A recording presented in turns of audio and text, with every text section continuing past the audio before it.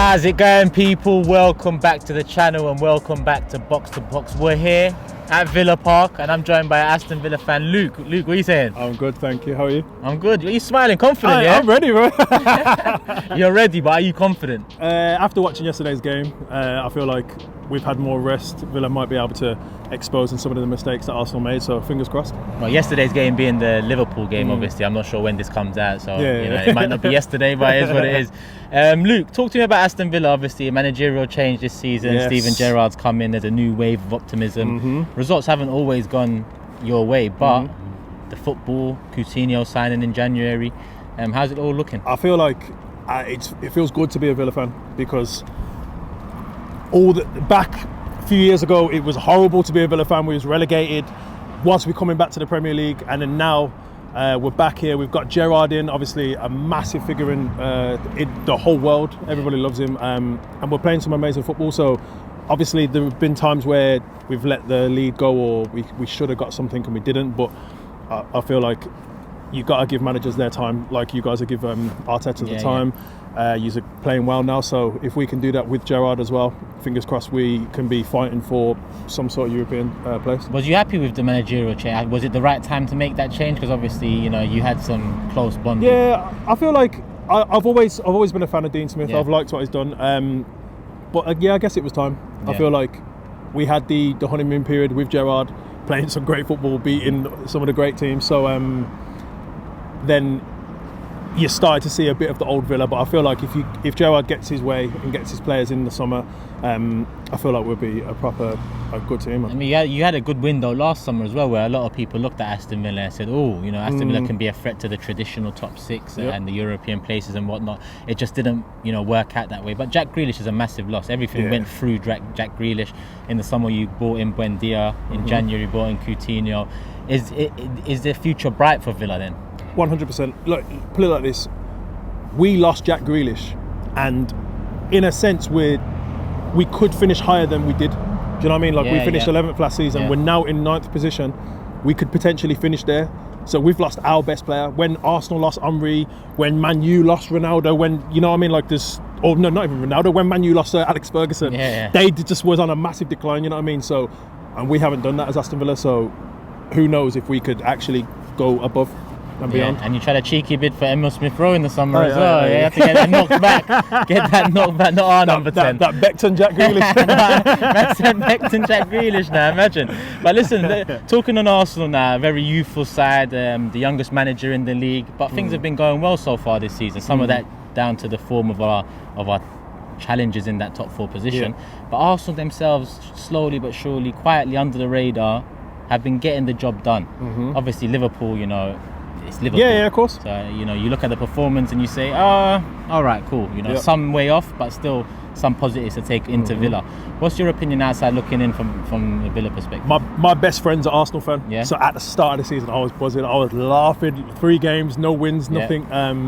But you guys have slowly progressed and you've got better and better. You've got in Ben White and Gabriel, who seem to have formed an amazing partnership. And if anything, you've got one of the best defences in the league. So, and Ramsdale as well. England's number one. I don't want to be seeing Pickford in that goal, man. I was there, Pickford. I apologise, man. I was there for the Euro finals, but Ramsdale took your place now, bro. So I feel like Arsenal have done well. When it comes to Man City, Liverpool, or even Chelsea, if Arsenal lose to any of them 3, you can take it on the chin. You know what I mean? As long as you don't lose to the other teams, apart from Villa tomorrow, then we're good to go. What about Mikel Arteta? Obviously, he's been here about 2.5 years now. Some lows, some highs. At this moment in time, it looks like that patience that you just talked about has been justified. It seems like there is a light at the end of the tunnel now for Arsenal fans. What's your opinion on Mikel? Yeah, I feel like I didn't think it was the right move at the time. Inexperience. Yeah, inexperience. It was just ex-player. Like, does that always work for the teams? But it seems like it's doing well. Like, you guys do seem like the favourites to be in the 4th position. So, and if you let that slip, that's on Arsenal. Like, it's there for the taking. If anything, if Chelsea start dipping after with all their news and everything in the news, true. You guys could potentially be pushing for 3rd. You know what I mean? So If you guys do not finish 4th, it is on Arsenal. Like, that is your spot for the taking for sure. And I want to ask you something before we move on to the game and key battles and whatnot, because I remember your owner came out after the Jack Grealish sale and kind of explained how the sale came about, why it came about, the way it came about. And obviously, coming from Arsenal's perspective, where our owners have been very limited in their communication over the years, and even now when they do communicate a bit more, it's very vague. It's not the real, the gritty stuff we need to know. What's your relationship like with your owner? Do you appreciate that honesty? Do you believe in the ownership at Aston Villa? 100%. Yeah. I feel like the fact that Jack was able to sign a contract and say, I will only go if 100 million comes in and I go to play for a Champions League football team, and the owner's like, yeah, cool, you can go, because most owners will be like, nah, you're not going, nah, you're not going. He's been very transparent with us, he's been very open, and we're a rich club, man. We've got money, you know what I mean? So, and if they can see that we can be back at the status that we used to be, and that's where they're really striving for, I'm all good with that. I'm good with the owners. And you've got some strong history as well as the money, 100. So that obviously goes a long way. Let's talk about the game then. Key battles. Where do you see this game won and lost? Mistakes. If any mistakes happen, obviously it's going to be capitalised on, isn't it? So, I think Villa got great form in Coutinho. Yeah. Ramsey's been a revelation on fire. this year, Ramsey's on fire. Homeboy as well. Where did he come from all of a sudden? He's from the youth. Yeah. So like he's just played and just. Was this expected, or is it just? I feel like yes, because from a young age, him and his brother have always been smashing it in the youth. Okay. So, and he's got his time to shine in the first team and absolutely smashing it. Like. He's one of the first people you're definitely putting on your team sheet at the moment. So, Matty Cash has been on fire as well. So I feel like our right side, if it comes from the right back, is going to. If Matty Cash can get into the game, we've got threat there. But then Coutinho, wherever he decides to turn up, if he decides that he's just going to mess up the middle of the park or play on the left, like he is danger for any team.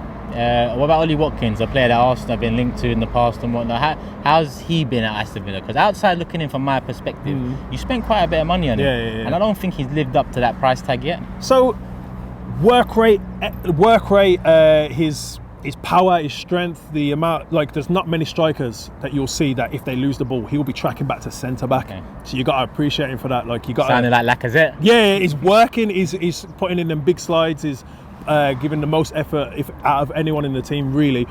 It's just the finishing. Yeah. He's getting in so many amazing positions to finish the shots, and then sometimes just going straight at the keeper.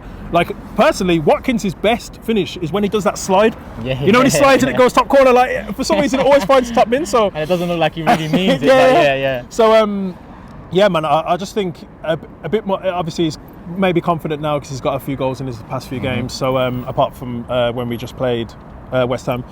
So maybe he's, and plus, let's be honest, Villa and Arsenal, apart from the last game we just played when we come to your home, Arsenal haven't beat Villa since 2019. So it was like Villa, and I was like, yo, this feels good. Like we was getting 6 points out of Arsenal. Like that's not. A few teams have been doing that to us over the years, but this season we've managed to buck that curve a bit with a few of them. Yeah, so I think set pieces will be a big thing as well.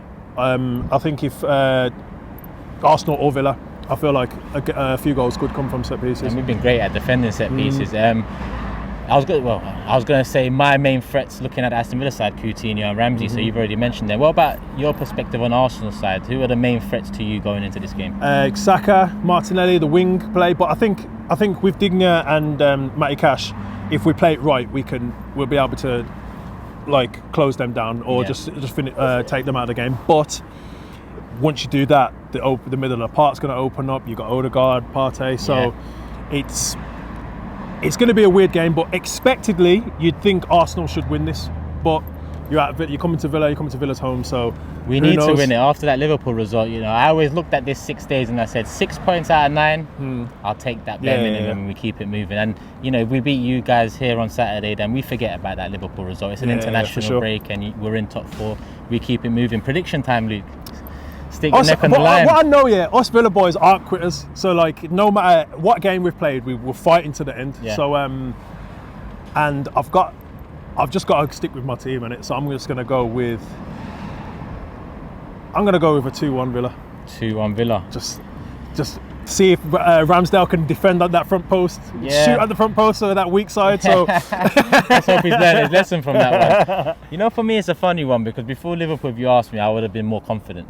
I'm not to say that the Liverpool game we can take much from because it's Liverpool. My head's saying 1-1, but my heart's saying 2-1 Arsenal. So I'm going to go with my heart. You know, I'd give you the exact same prediction. Like, my head would say 1-1, but my heart would say 2-1 to Villa as well. So if you're going 2-1 Arsenal, I'll go 2-1 Villa. But we both probably think it's going to be 1-1. Yeah, we'll catch up after the game on Saturday. Luke, let them know where they can find you. You can find me on TikTok, which is my main platform. That is Luke Vernon _, same as my Instagram. And I'm just starting up a YouTube channel. So all my links are in my link tree, man. So just check me out. And we're going to put all those links in the description below and also the YouTube channel in the title. So make sure you guys go over, support Luke, TikTok and all the socials down below. Man. We'll make sure they're all there. Luke, appreciate giving us your time. Thank you very much. Respect, bro. Respect. Nice one. Love.